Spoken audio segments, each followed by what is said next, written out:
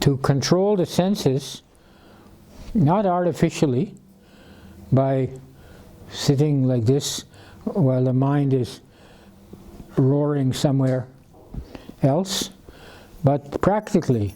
We all have to eat, so Krishna advises eat everything, do everything in a temperate way. Don't eat too hot, too spicy food. Don't eat more than required. Don't eat too quickly. Don't eat at any time. Eat at a regulated time in moderate quantities to maintain your health. Sleeping. Don't sleep too much.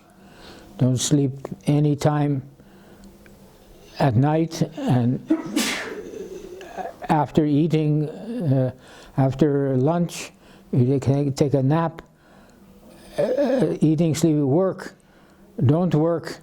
Don't avoid work, and don't work more. Only enough to earn, to maintain yourself or your family. These things. What is that verse? 6.17. About? 6.17. 6.17. 17. Thank you.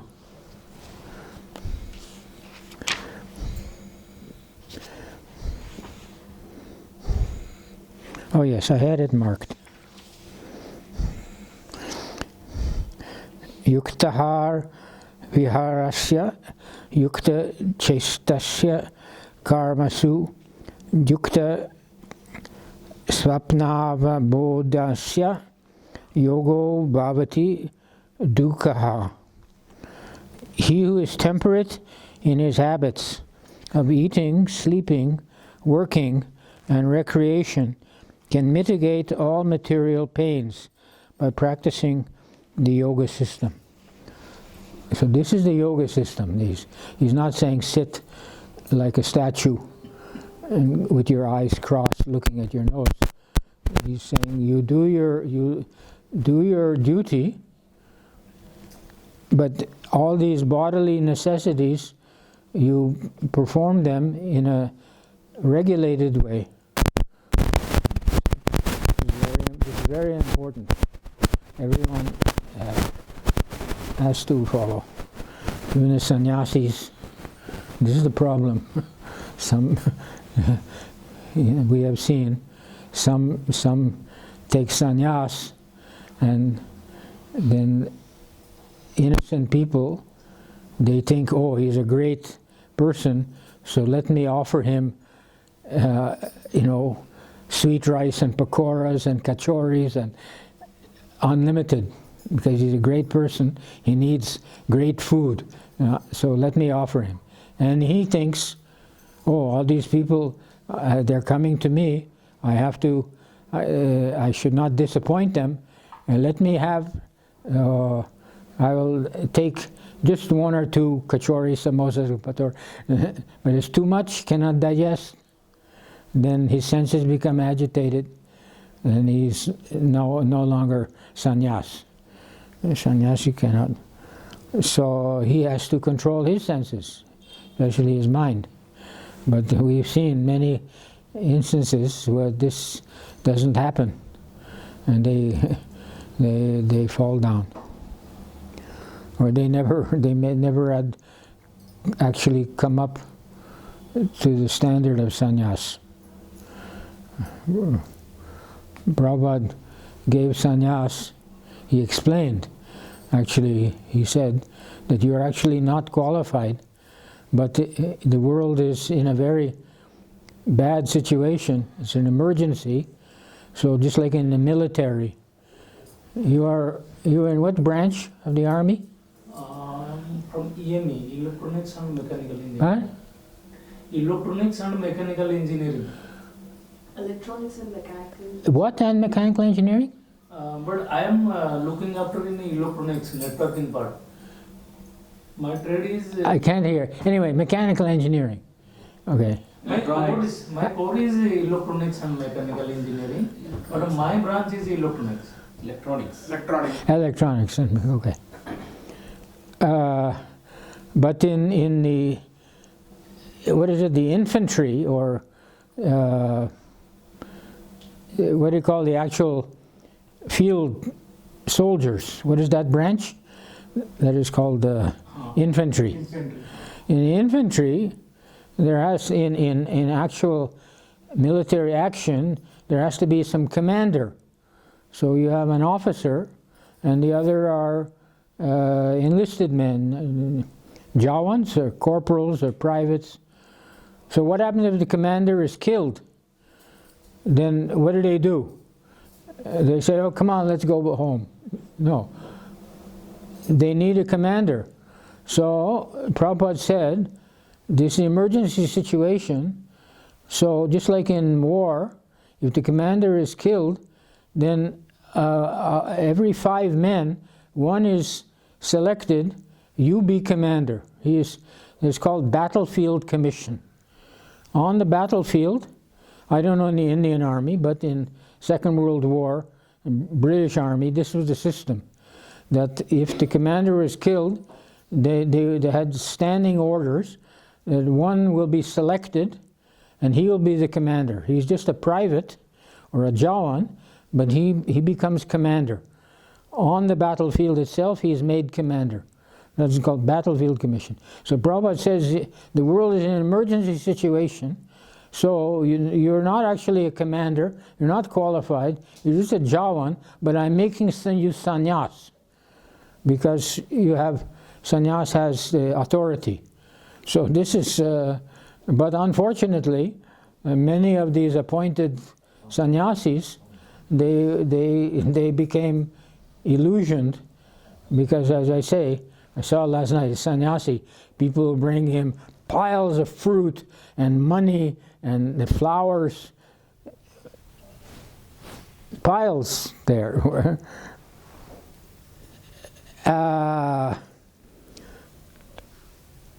So then the commander, he starts to think that he's something special, and he spoils everything, and he himself gets finished. So actually, this is a situation as far as sannyas, I'm telling just like an allegory, but actually it's true. In ISKCON, I don't know what, and maybe Gaudiya Math before, this is the situation that many or most or almost all of the sannyasis, they went down because they were not actually qualified. And Bhaktisiddhanta, he didn't give sannyas, or he was giving sannyas? He gave, but limitedly, and he's the one who introduced this idea. This strategy, not an idea, strategy, how to preach. He made the Bramacharis to wear saffron, because people have, out of tradition, saffron is the dress, the color of the sannyasis, and dress. So people offer respect, and they might listen. So all his brahmacharis, who he sent out to preach, he told them, you wear saffron. I seem to find some difficulty in that regard, but maybe because I'm not going out, I'm staying here. And some of us brahmacharis would also, it went to our head, we thought, oh, now we're preachers, we can do all kinds of things, we're very elevated, but it was not the case. Preaching, you have to use your intelligence and speak according to the audience and according to the situation. Sometimes we used to go out and tell people, you're not the body. Some fellow is smoking a cigarette and standing there looking at people walking the street, and you go and tell him you're not the body. Is that not, it's true, but it's not appropriate preaching.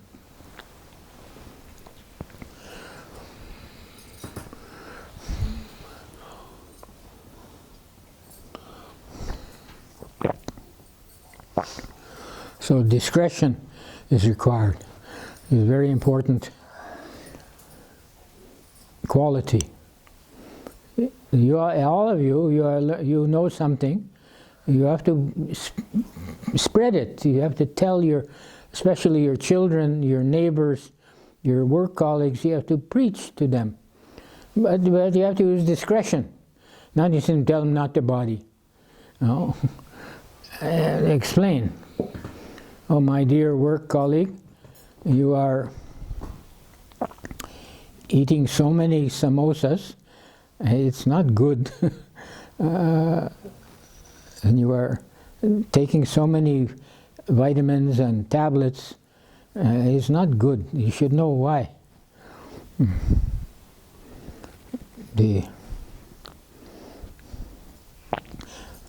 So discretion is said to be the better. Oh, I'm Prabhu. I'm preaching. Preaching. Oh, you're making sacrifice and taking risk. So that's very meritorious. But it should be qualified by discretion. You have to use your discrimination. What to say to who. You cannot explain Vedanta philosophy. Most children can understand sometimes. Young children, I've seen some children, they know the philosophy very properly, but very rare. Their parents are great devotees. They're born into that situation. So one has to use discrimination. What to say, what to speak to who. That is preaching.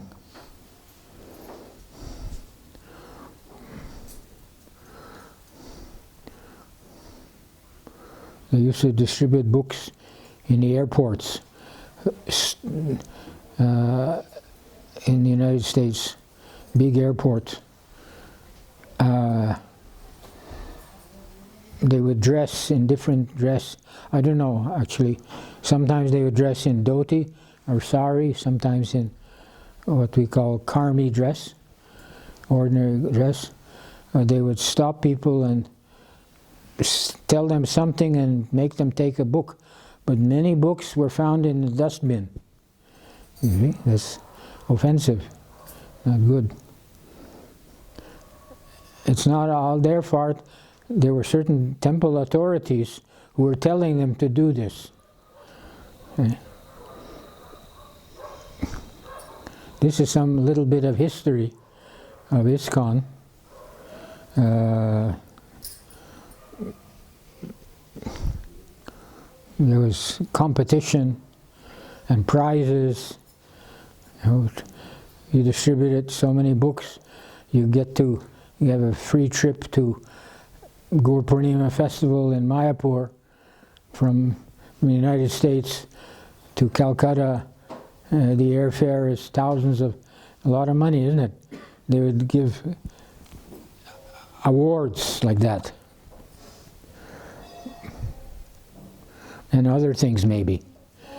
Maybe there used to be Rolex watches also circulating in ISKCON.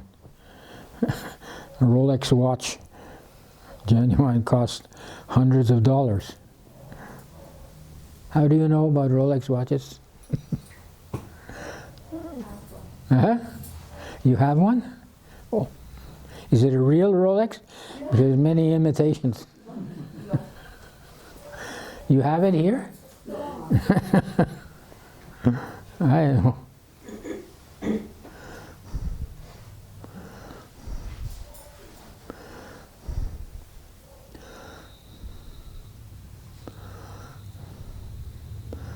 So, this is an example of intemperate action, you see.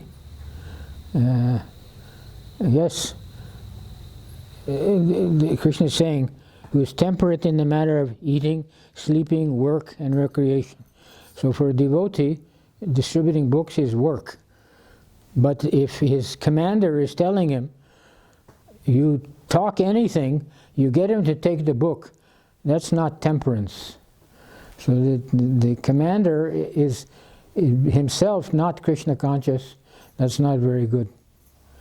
So in the history of ISKCON, there are prominent incidences of such things going on. I have avoided. That's why I'm here. In the comfort of Vivekanandapuram. Others of my colleagues, they're gone, or they're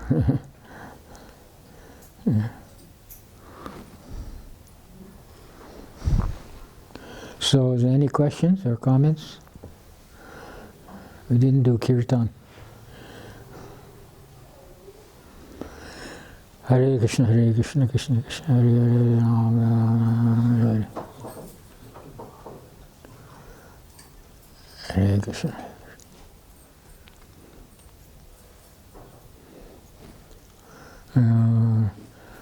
You should have some questions or comments, or you should think something. You've understood everything I'm saying? At least you should say yes. Yes. That's okay. Yeah. You understand? Yes, yes. Good.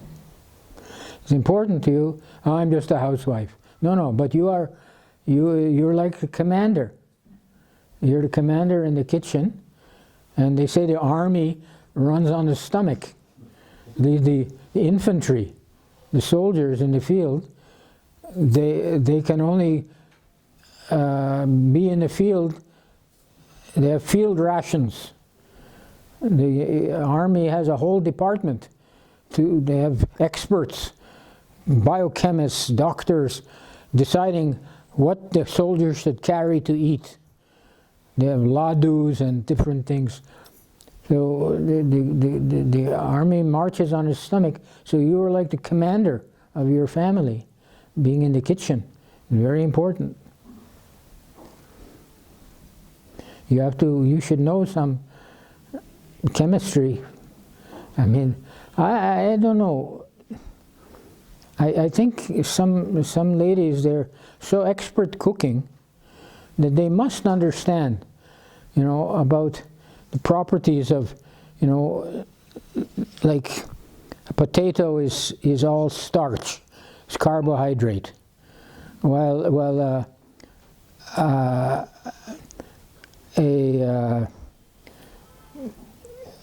chana bean is mostly protein. They must understand something about this.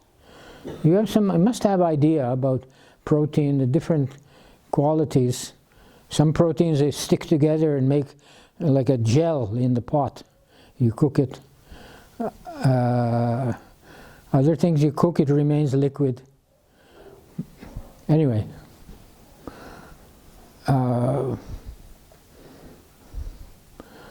Maybe it's not necessary, because I studied these things, so I think it's very important, but maybe it's not really so important. But for your information, carbohydrates, like rice and wheat is mostly, these things you can understand. In cold weather, you need more dal. Why? Because dal is a dal bean. If you put it in the ground, it will become a plant. And it's got all genetic information. All the chemical formulas are all built into that element that is a protein, or the rice. You polish the rice. The white rice is only starch. It's only like petrol. You cannot produce another rice plant by planting white rice, correct? You have to plant a paddy seed. Paddy seed means the rice and its coating, that brown bran, and then the shell, what do you call paddy husk. See? And if you plant a rice seed, then a rice plant will grow. So you should think, what is the difference between brown rice or paddy and white rice? I plant the white rice, nothing happens. I plant brown rice. If you plant brown rice, it will come? No. You need to plant the paddy. Is it? If you plant brown rice, you remove the husk, and you have brown rice. If you plant that, will a rice plant grow? No. No. That means something at the junction of the bran, there's also important instruction for the plant to grow. So that is protein, and the instruction is RNA and DNA. That's what DNA is. That's in the cell, in the nucleus of the cell, in our body or in a rice plant. So these things may help to know, but I'm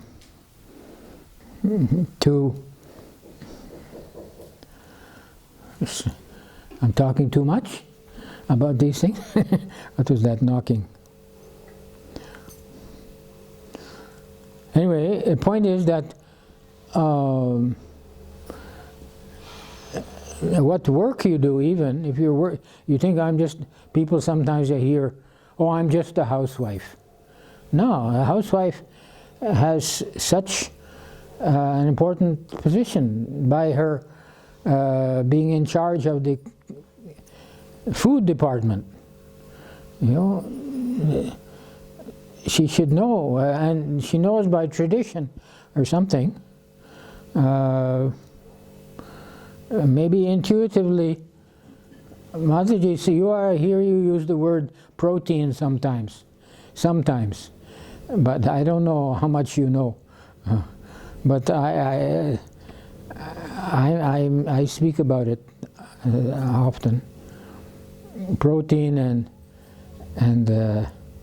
RNA, DNA, and the white part of the rice is just starch. And sabudana is completely starch. You won't find one molecule of protein in it, you know?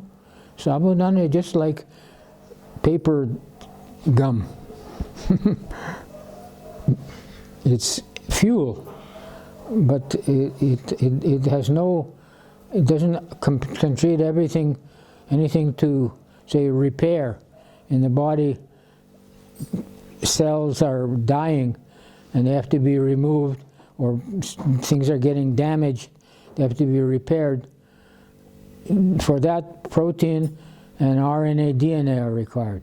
So in sabudana, there's nothing.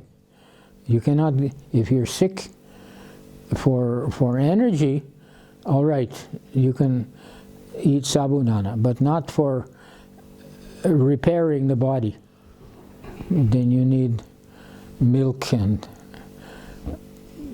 curd and paneer and things like that. And dal, moong dal is the best dal if somebody is sick. It's not very heavy, but it's got protein in it. And things like chana dal, that is for, you know, if you're mazbood, you can eat anything, then you can eat pakoras and samosas all made with chana dal. Pakoras are made with chana, Bengal gram, yes. You can make green banana. People bring bananas and nobody eats them. So I was thinking make pakora, but I think for pakora you need green banana, not ripe banana. Where is Radha Vinod? Can you make pakora out of a ripe banana? A yellow banana? No. The banana will melt and leak out and explode.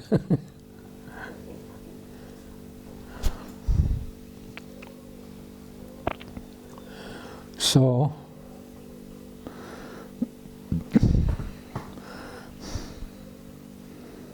So we have to learn the science of Krishna consciousness, how to act according to Krishna's instruction here, in a temperate way.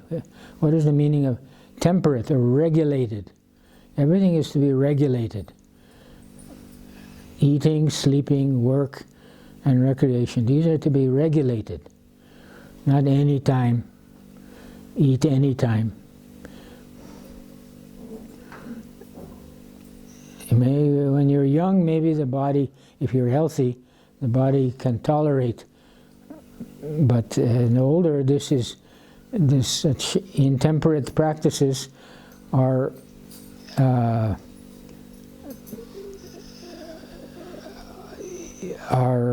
unacceptable to the body, and the result will be disease. Diabetes is due to eating too much at the wrong time. At night, in high-tech city, diabetes is epidemic. All the IT workers working at night for American companies, they eat their meal at 1 o'clock in the morning. 65% of them have diabetes. That's epidemic.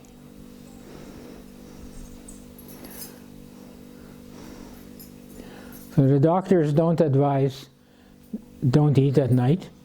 They just say, take this drug, pay my consultation fee, and take this slip to the pharmacy. You pay another 1,000 rupees. That's their business. So this epidemic is simply flourishing.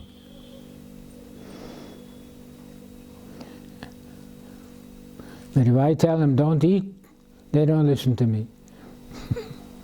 They don't listen. And any doctor who just gives advice, they will not. They'll be behaving. That's nice, but they will not survive as in the medical profession. They will not be able to pay the rent for their clinic, because people won't come to them. What kind of doctor did I went, and all he says was eat less, eat this time. I don't know what he said. He didn't give me any prescription. What kind of doctor is that? People are so trained that you go to a doctor and you take a slip of paper, you go to the pharmacy and you pay whatever they say. Now it doesn't feel so painful. You just flash your credit card so you don't feel any pain in your wallet. But it's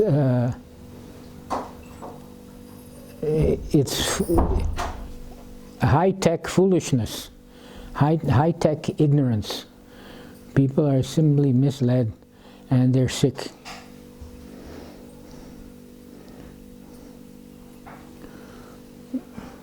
But the medical industry is flourishing.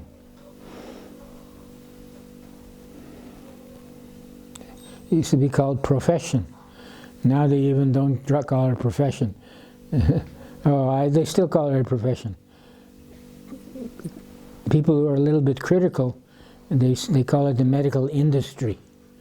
That is becoming accepted, I think, in the public, to think of it as an industry. But that's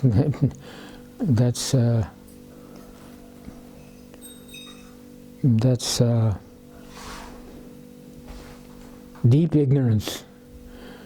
Why should we accept advice from an industrialist? If you're sick, then you go to the Madras rubber factory and you speak to the manager, factory manager. Is that what you do? So why do we accept medical advice from an industrialist? But that's what's going on.